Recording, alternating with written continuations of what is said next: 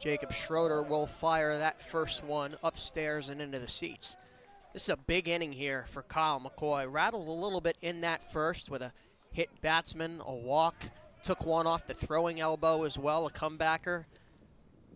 Not to mention that disruption in the routine that has come over the last 24 hours of will we play, will we not play. So this is a big inning for him to really get settled in and to find his footing. Again, this is a guy that goes on average about 6 innings each start.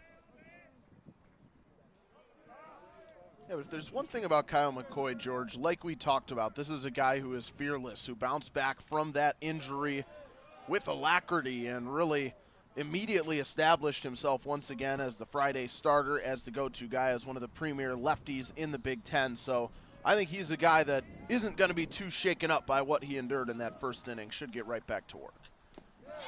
Beautiful pitch right there. He's continuing to get right-handers with that low slider, strikeout number 2, this time to Jacob Schroeder. Yeah, and he is one of the few lefties who really throws from that arm angle, who's able to make competitive pitches that still have a lot of bite on the outside part of the plate. A lot of the time, to throw a pitch with a lot of break from that left-hand three-quarter arm slot, you've got to really hook it toward the back foot of a righty, but he does a nice job still getting a lot of spin and a lot of break on those pitches, even on the outside part of the plate that have a little less room to travel.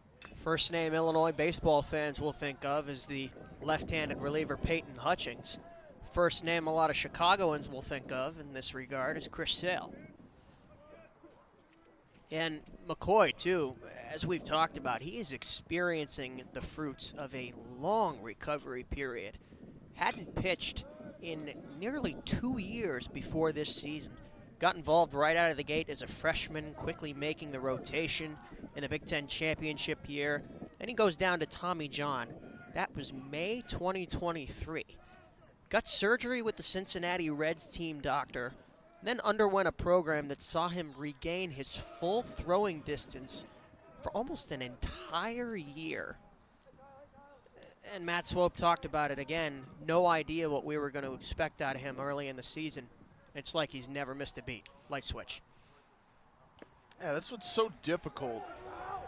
Yes, this time he freezes Chialoy, so right back to business. But this is what's so difficult about college sports in general, George. Season is what? 3 months, 4 months if you're lucky and you really make a deep postseason run. But you work year-round for this. And you talk about a guy that gets hurt like that, spends most of 2 years away from competition, away from the game.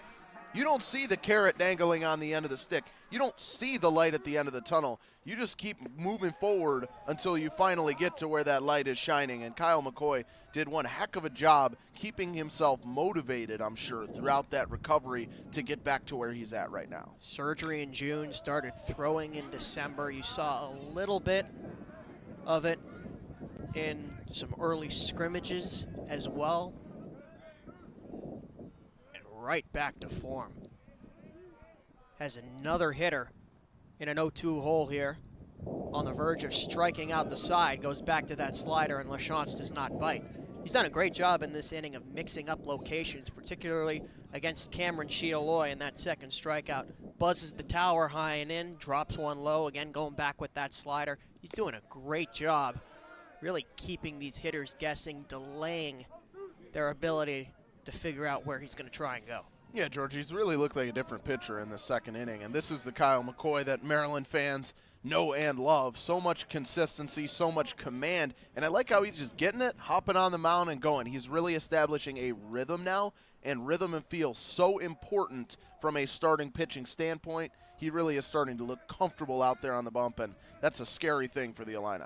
He's working quickly, too. You wonder if you're Greg LaChance, if you can maybe call some time, back out, slow him down here. No slowing down McCoy, though, on that. Strikes out the side, and what a big bottom of the second for him to get back in his groove. 3 Ks here in the latter half of frame number 2.